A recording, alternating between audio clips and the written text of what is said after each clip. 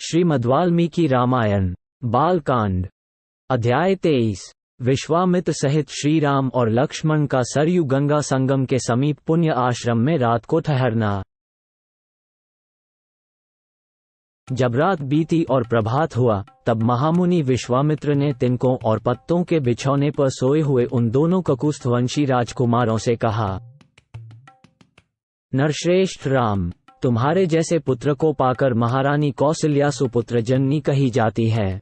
ये देखो, प्रातः काल की संध्या का समय हो रहा है। उठो और प्रतिदिन किए जाने वाले देव संबंधी कार्यों को पूर्ण करो। महर्षि का ये परम उदार वचन सुनकर उन दोनों नरश्रेष्ठ वीरों ने स्नान करके देवताओं का तर्पण किया और फिर वे परम उत्तम जपनीय मंत्र गायत्री का जप करने लगे। नित्य कर्म समाप्त करके महापराक्रमी श्रीराम और लक्ष्मण अत्यंत प्रसन्न हो तपोधन विश्वामित्र को प्रणाम करके वहां से आगे जाने को उद्यत हो गए। जाते जाते उन महाबली राजकुमारों ने गंगा और सरयू के शुभ संगम पर पहुंचकर वहां दिव्य त्रिपतगा नदी गंगा जी का दर्शन किया। संगम के पास ही शुद्ध अंत करण वाले महर्षियों का एक पवित्र आश्रम था, जहां वे कई हजार वर्षों से तीव्र तपस्या करते थे। उस पवित्र आश्रम को देखकर रघुकुल रत्न श्रीराम और लक्ष्मण बड़े प्रसन्न हुए।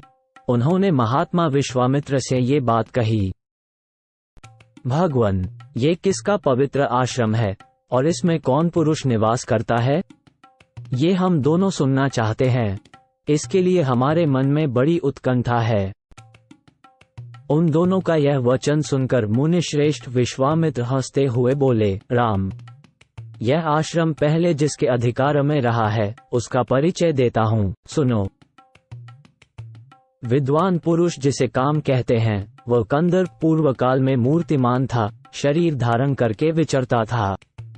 उन दिनों भगवान स्थानु शिव इसी आश्रम में चित्त को एकाग्र करके नियम पूर्वक तपस्या करते थे।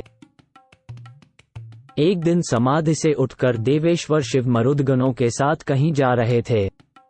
उसी समय दुर्बुद्धि काम ने उन पर आक्रमण किया। ये देख महात्मा शिव ने हुड़कार करके उसे रोका। रघुनंदना, भगवान रुद्र ने रोष भरी दृष्टि से अवहेलना पूर्वक उसकी ओर देखा। फिर तो उस दुर्बुद्धि के सारे अंग उसके शरीर से जीर्ण शीर्ण होकर गिर गए। वहां दग्ध हुए महामना कंदर्प का शरीर नष्ट हो गया। देवेश्वर रुद्र ने अपने क्रोध से काम्र को अंगहीन कर दिया। राम, तभी से वह अनंग नाम से विख्यात हुआ। शोभाशाली कंदर्प ने जहां अपना अंग छोड़ा था, वह प्रदेश अंगदेश के नाम से विख्यात हुआ। यह उन्हीं महादेव जी का पुण्य आश्रम है।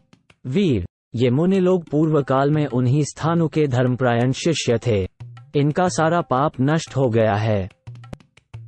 शुभ दर्शन राम, आज की रात में हम लोग यहीं इन पुण्य सलीला सरिताओं के बीच में निवास करें। कल सवेरे इन्हें पार करेंगे। हम सब लोग पवित्र होकर इस पुण्य आश्रम में चलें। यहाँ रहना हमारे लिए बहुत उत्तम होगा। नरश्रेष्ठ, यहाँ स्नान करके जप और हवन करने के बाद हम रात में बड़े सुख से रहेंगे। वे लोग वहां इस प्रकार आपस में बातचीत कर ही रहे थे कि उस आश्रम में निवास करने वाले मुनि तपस्या द्वारा प्राप्त हुई दूरदृष्टि से उनका आगमन जानकर मन ही मन बड़े प्रसन्न हुए। उनके हृदय में हर्ष जनित उल्लास छा गया। उन्होंने विश्वामित्र जी को अर्घ्य, पाद्य और अतिथि सत्कार की सामग्री अर्पित करने के बाद श्रीराम और लक्ष्मण का भी आतिथ्य किया। यथोचित सत्कार करके उन मुनियों ने इन अतिथियों का भांति भांति की कथा वार्ताओं द्वारा मनोरंजन किया।